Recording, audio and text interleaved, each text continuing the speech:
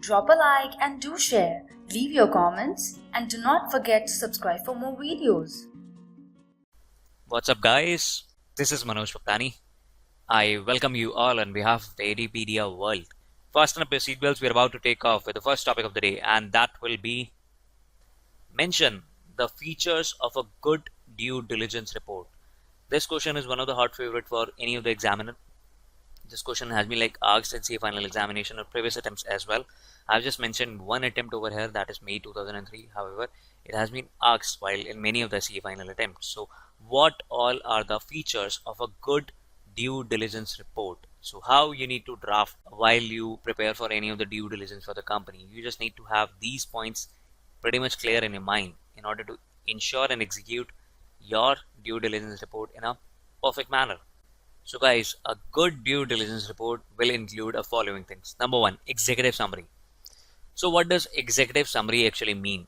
It simply means, guys, if you are having a complete detailed report, okay, nobody in this world is having so much time wherein they can read a lot many pages just for your sake or on your behalf. Okay, you have already prepared a report of let's say 100 pages. Now the person who is about to read that report, do you really think that that person is going to read the entire 100 pages just for your sake? Absolutely not. Nobody is having that much time. So here comes the importance of executive summary. Okay, executive summary is basically a kind of summary which has been provided right in the beginning. So guys, executive summary will basically replace all those 100 pages by providing the summary crux in a short manner, and that is something which is being provided right at the beginning of the report in order to ensure that the person who is reading that will get the complete idea as to what your report is going to tell them up right in the beginning. So that's executive summary. Then after providing the executive summary, you need to provide the introduction. What's your topic and how you have been dealing with that particular topic in your due diligence report. So introduction is being basically provided in that. Then comes background. Okay, what's the background of the target? Okay, by target I simply mean the company which is existing one. Okay, and you have basically provided in the check on the existing company, so you'll provide the background of that target. And next, followed by your objective. What's your objective of due diligence? Why you did that? Okay, why you were supposed to provide the due diligence on that aspect. So you need to provide the fair objective of that due diligence as far as your report is concerned in that report. Next comes your terms of reference. How many things have you referred? Okay, and what has been your scope of verification?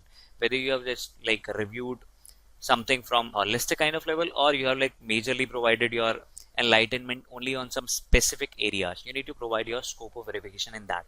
Then you need to provide the brief history of the company, what all the company is all about, what all having its businesses, different kind of businesses, who all have been working for that company, its key management personnel, and various other brief history about that company, from how long have been this company working for. Then comes the shareholding pattern, who all are the premier kind of shareholders for that company, and how much shareholding are they having in their hand. Next comes observation of your review. Okay, what all things have you observed while you were providing and vouching out for due diligence in that company? What all has been your observation as far as the due diligence report is concerned? Whether the company is going to acquire that company or not, you need to provide your observations in order to ensure that you throw some light as to whether they should acquire that or not. Next comes assessment of the management structure, the net worth, who all have been the part of its management, how many independent directors are there, how many non-executive directors are there, how many executive directors are there, and what's the net worth of that company, what's its market capitalization, how well is it faring in the global markets as far as the share market is concerned, and how well the business of that company is going on. Then comes comments on the interlocking of investments. How many investments have been interlocked within that company? You need to provide your comments on that as well. Then you need to provide your own SWOT analysis. What's the company's strengths? What all are the weaknesses with which the company is basically suffering out for? And what all are the available opportunities wherein you can tap in and get the best of the benefit? And how many threats are being involved and revolving within that company? So SWOT analysis is something which is extremely important. Next comes status of the charges, liens and mortgages. What's kind of status with respect to the charges, liens, any kind of lien, mortgages or hypothecation going on against the company? And this is something very crucial, okay, because That is something which you need to know. Why? Because once you'll purchase that business, definitely that charges, lien mortgages are going to apply in your case as well. Then you need to suggest them the ways and means with which they are like just providing or covering their hidden liabilities. You need to unwrap all those things. Lastly, you need to provide your suggestions on various aspects which needs to be taken care of before and after the proposed organizational restructuring. So you need to provide them the basic advice, okay, which is going to be the most important for them, imperative one, exactly. So these are some of the various good kind of features, prerequisites for any of the good due diligence report. Let's move toward the last topic of this presentation and the last topic of this chapter, and that will be one of the question which has like already been asked in CA final examination for May 2013. J Limited is interested in acquiring S Limited. The valuation of S Limited is dependent on future maintainable sales. As a person interested to value S Limited, what all factors would you consider in assuming the future maintainable turnover? So, what I can suggest you up in this particular case is you need to provide them the brief points, okay, and you can elaborate it on your own. Always try and ensure that you write your examination in bullet points. Never ever try to go for paragraph approach. It's a professional examination. You are not supposed to cook up stories and tell them about like anything.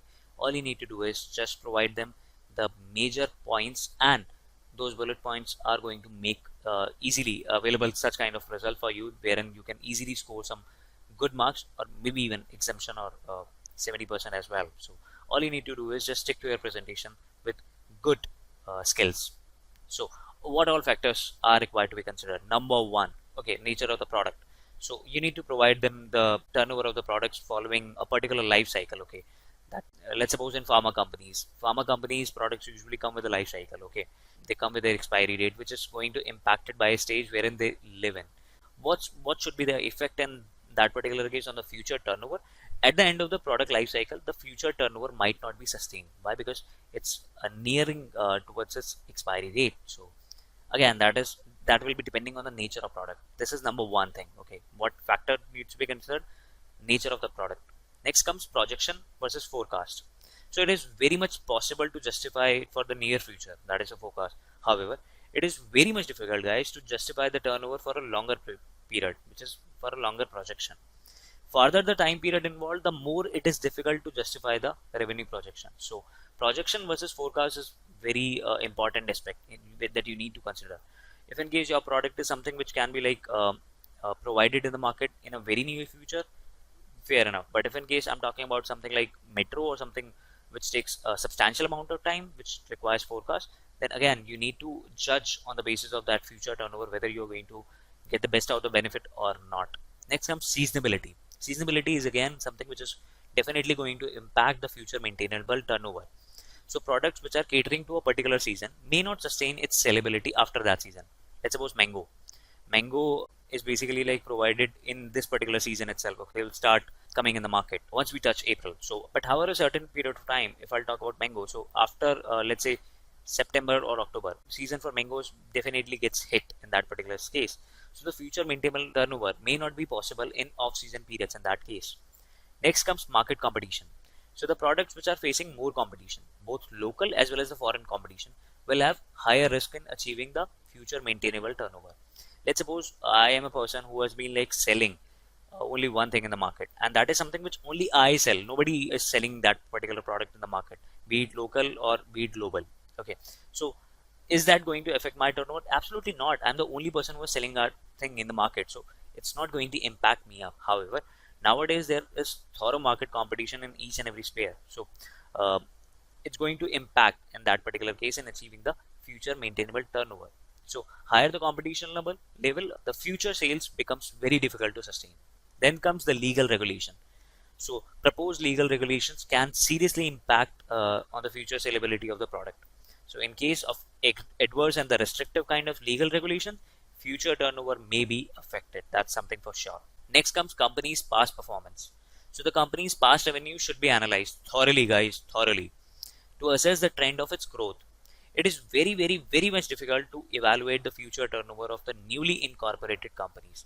We are not aware of like any of the kind of working style of the company. We are not aware whether the company is going to sell out in the market or not. Why? Because it's just a new company and the company with volatile turnover. So you need to analyze the company's past performance in order to evaluate whether the company is going to provide you some kind of good maintainable future turnover or not. And lastly, the economic scenario. So the general economic scenarios and the consumer's ability to procure the product may also be considered in the long run. So the turnover of luxury items in a recessionary period scenario, just that's something which is just not predictable. Okay, why would a person is going to buy something which is luxurious in nature in the recession period? Absolutely not. So these are the primary factors which needs to be considered while you making and evaluating something on behalf of a future maintainable turnover. I hope you guys got the complete clarity with the kind of examples that I provided to you in order to make you understand this thing better. Now, all you need to do is just revise the topic because that is something which I can't do for you guys. All you need to do is just revise and revise and revise the topics. And if in case you've liked our stuff, do give us a thumbs up. That will help us in motivating ourselves and making you aware of what all things are happening in this world in a better manner. I'll be concluding my video with a dose of motivation, and that is very much simple. Well begun is half done. If you are doing something, go for a big shot, go for a best shot, and do it in a perfect manner because it's being very much clearly told. If you are starting out something good, then your word and your work is almost half done. So, well begun is half done. That is something you need to keep here in your mind. Thank you. On behalf of the Edupedia world, keep interacting via questions, queries, and YouTube comment boxes. I will love to answer each one of your queries and grievances. Stay connected. That will help us in understanding your needs way better. I'll see you in the next presentation with some lot more exciting topics with a new chapter altogether. Till then, keep working hard, keep involving yourself in extracurricular activities. Love you all. God bless. Sayonara.